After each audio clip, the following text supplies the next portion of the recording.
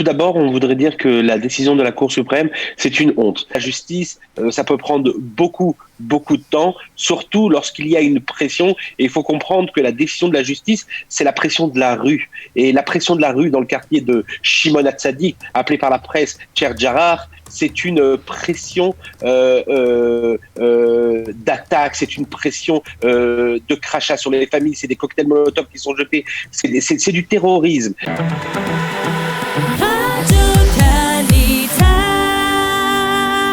Nous sommes heureux d'être en ligne avec Chaim Berkovitch. Chaim, bonjour, Boker Tov. Boker Tov à tous. Alors vous êtes un peu notre expert, si l'on peut dire, dans le dossier de Shimon HaTzadik du quartier de Cher Jarrah, avec un nouveau développement qui est intervenu il y a 2 jours. La décision de la Cour suprême de maintenir, de ne pas exiger l'évacuation de 4 familles palestiniennes qui vivent dans des maisons qui sont des maisons dont la propriété juive a été reconnue. Expliquez-nous un peu le but de cette démarche, de cette décision de la Cour suprême. Tout d'abord, on voudrait dire que la décision de la Cour suprême, c'est une honte. Tout le monde n'était pas d'accord. Il y a 3 juges à la Cour suprême qui se sont occupés de cette affaire. Il y a le juge Yitzhak Amit, il y a Daphna Barak Erez, il y a Noam Solberg. Noam Solberg n'était pas d'accord. Pour lui, il fallait repousser complètement la demande, non pas palestinienne, mais des Arabes israéliens qui habitent dans le quartier.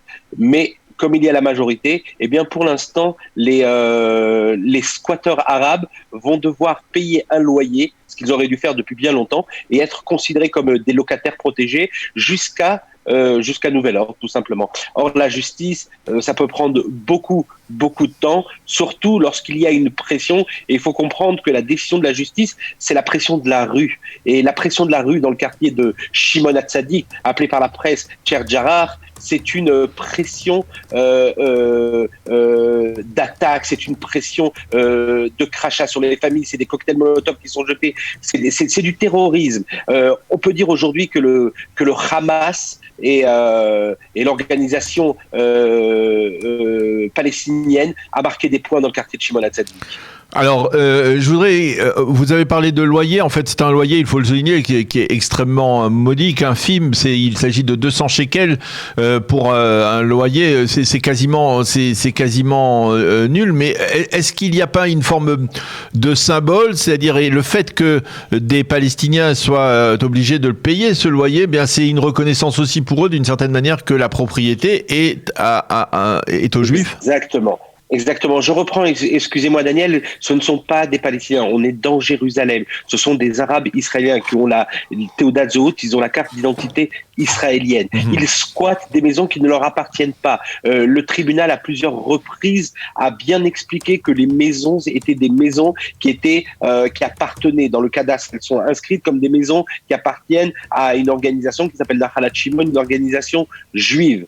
Donc 200 shekels, c'est rien du tout. Ce n'est pas un loyer, mais nous savons que les familles ne payeront pas directement parce qu'elles ne veulent pas reconnaître la propriété juive dans ce quartier.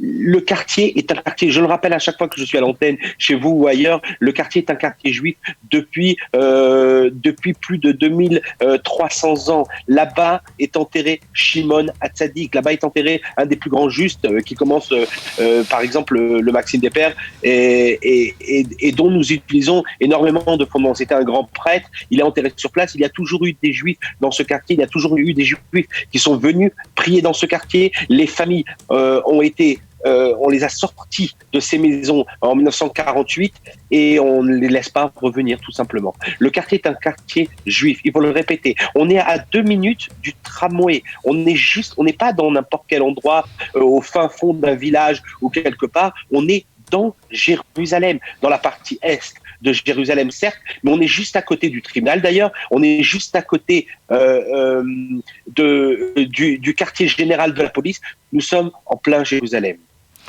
Alors, comment, à votre avis, cette affaire va se terminer ? Je voudrais, sur un point, affûter ma question et revenir sur certains arguments qui ont été avancés ces dernières semaines. Certains disent que finalement, si la propriété juive de ces maisons est donc mise en application, c'est-à-dire que l'on chasse, on fait sortir de ces familles palestiniennes, de ces familles arabes israéliennes de ces maisons.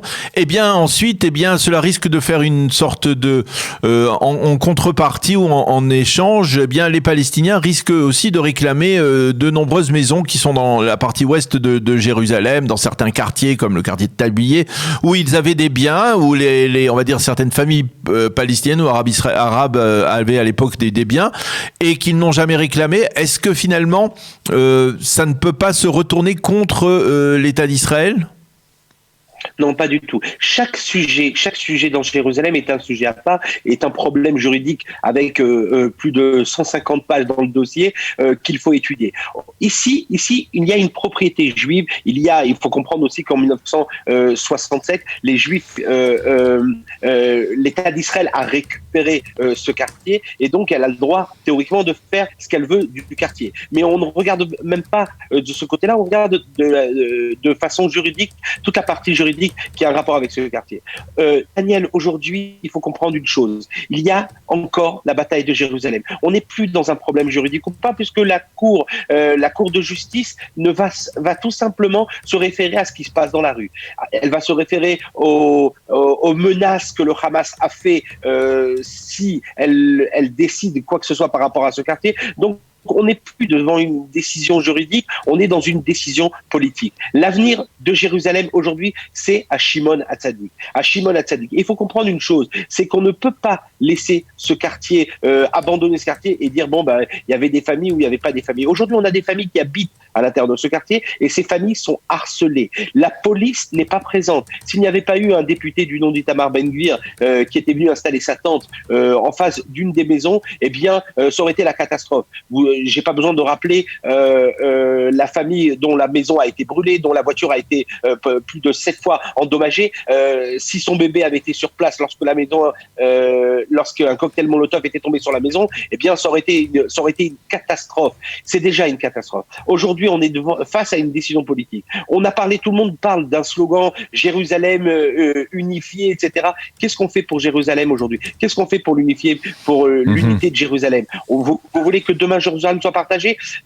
J'entends partout les gens qui disent non, on ne veut pas de partage de Jérusalem, on veut garder Jérusalem. Jérusalem aujourd'hui, c'est Shimon HaTzadik. Shimon HaTzadik, c'est une partie de Jérusalem. Et on ne peut pas se permettre de renoncer là-dessus. Ce genre d'endroit. Et ça, il faut le comprendre. Parce que non seulement on perd Jérusalem, mais en plus de cela, on perd tout simplement face au Hamas. Et le Hamas, aujourd'hui, c'est Jérusalem, mais ne vous inquiétez pas, demain, ça sera Tel Aviv et ça sera tous les autres endroits en Israël. Parce on le comprend. Volonté, c'est de nous mettre à la mer, tout simplement.